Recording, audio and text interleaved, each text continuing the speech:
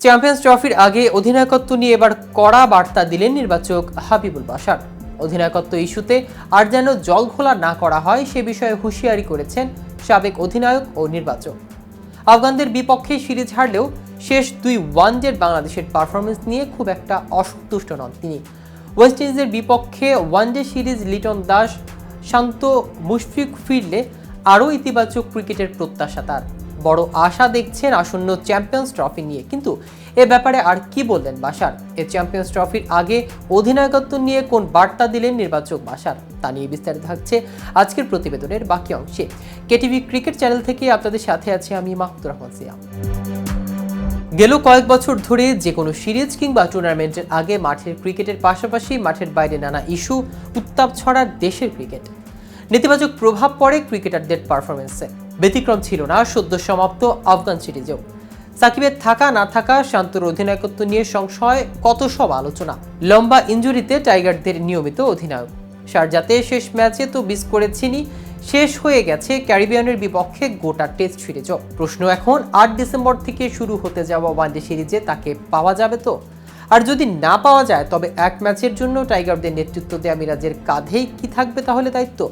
অবশ্য এই ইস্যুতে পরিস্থিতি ঘোলাটে না করার পরামর্শ সাবেক টাইগার অধিনায়ক হাবিবুল বাশারের।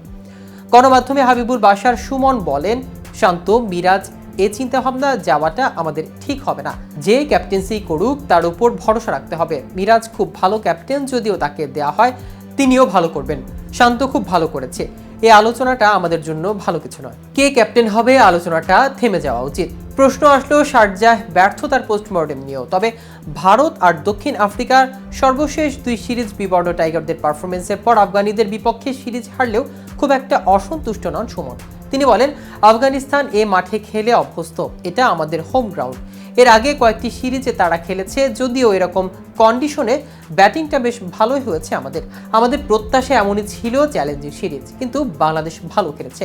প্রথম ম্যাচ ছাড়া বাকি দুটি ম্যাচ ভালোই খেলেছে। চ্যাম্পিয়ন্স ট্রফির আগে ওয়েস্ট ইন্ডিজের বিপক্ষে সিরিজই ওই টুর্নামেন্টের প্রস্তুতির শেষ সুযোগ।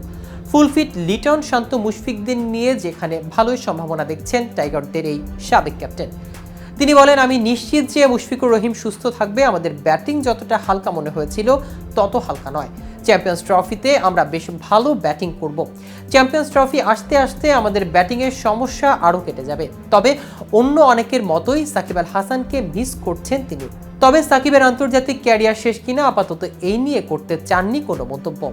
তো ভিউয়ার্স, ভিডিওটি সম্পর্কে আপনাদের কোনো মতামত থাকলে আমাদের কমেন্ট করে জানাতে পারেন। সাথে সাথে নিয়মিত ক্রিকেট আপডেট ও ইনফরমেটিভ ভিডিও পেতে কেটিভি ক্রিকেটের সাথেই থাকুন। ধন্যবাদ সবাই।